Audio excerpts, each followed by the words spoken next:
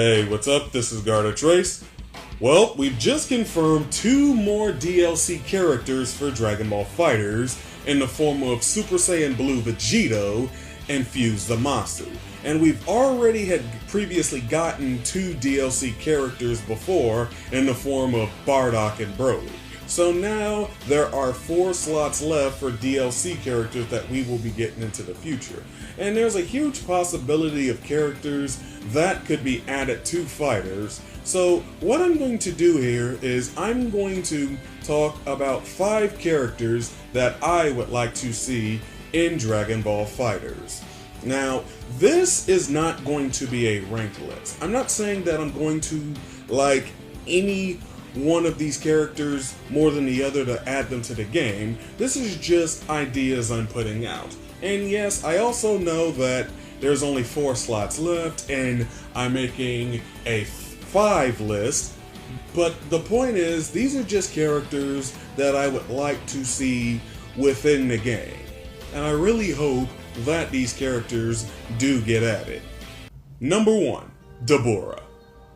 The King of the Demon Realm is one of the most underrated characters within the Dragon Ball franchise, as he was definitely a character with a huge cool factor. He has a lot of cool abilities, and he was Babidi's top dog henchman, but once Majin Buu came around, Devorah was just greatly thrown away as a character. And then of course there's that anime filler where Devorah turns over a new leaf and starts frolicking and picking flowers. But no, we're not going to talk about that. We're going to talk about how Devorah would be good for the game, because Devorah has a lot of cool ass abilities. And that's part of one of the things that would help you get onto this game, is having overall cool abilities. If you don't really have many attacks to speak of, well then I guess that would pretty much hinder you from being able to be on the game. But when it comes to Devorah, he has different things that would definitely be very cool to see implemented. For example, he has the Stone Spit, which I would imagine that would be like a stun move, which would freeze you for some time, allowing Devorah to temporarily go to town on you. Or you have the other things like Devorah, he manifests the sword, which he can use in his attacks, and it'll basically be a lot like Future Trunks, and it could help Devorah get more reach. Devorah also has the Flame Breath and the Evil Impulse attack, which these could be moves that'll be his supers, but overall Devorah is a very cool character. I really wish he was utilized more within the series, and I feel he would be a good addition to add to Dragon Ball FighterZ. Number 2, Janemba.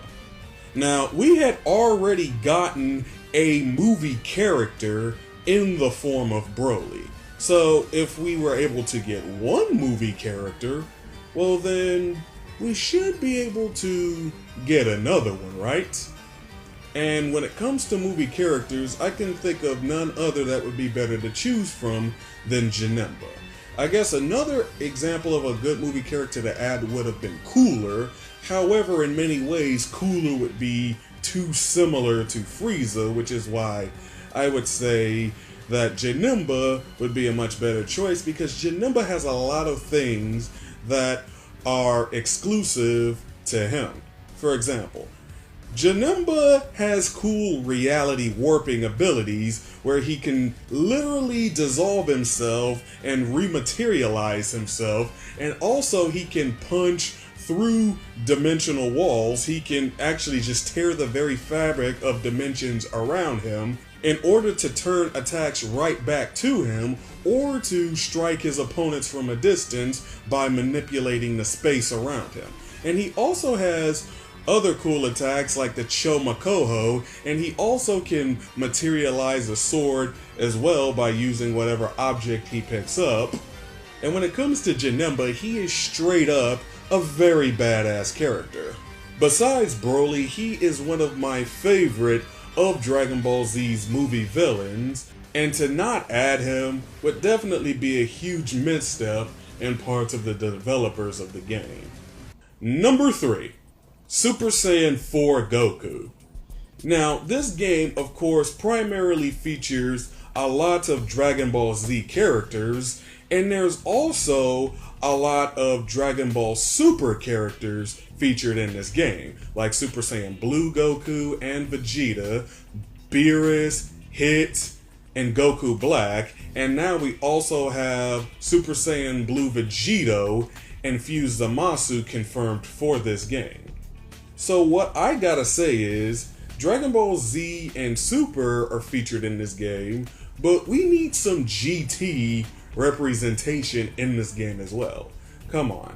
GT does not deserve to just be swept under the rug because, come on, when you're comparing it to Dragon Ball Super, it really isn't nearly as bad. I don't care what anyone says, Super is far worse. But when it comes right down to it, we could feature Super Saiyan 4 Goku in this game. Now, you would likely say, it's just yet another slot where Goku is being used up.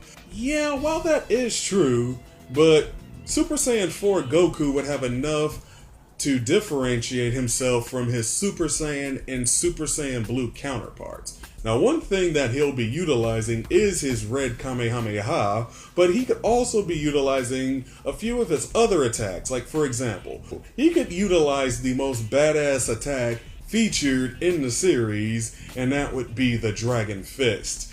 And when it comes to Super Saiyan 4 Goku, his Dragon Fist is the most badass looking ultimate featured in Budokai Tenkaichi 3. So I would love to see that move be implemented into this game. Because, you know, if we're going to have GT representation in this game, well, it's only logical that we include Super Saiyan 4 Goku, isn't there? And besides, of all the Super Saiyan forms, Super Saiyan 4 is the most badass looking. Super Saiyan God and Super Saiyan Blue are nothing more than cheap palette swaps as far as I'm concerned. Number 4, Baby.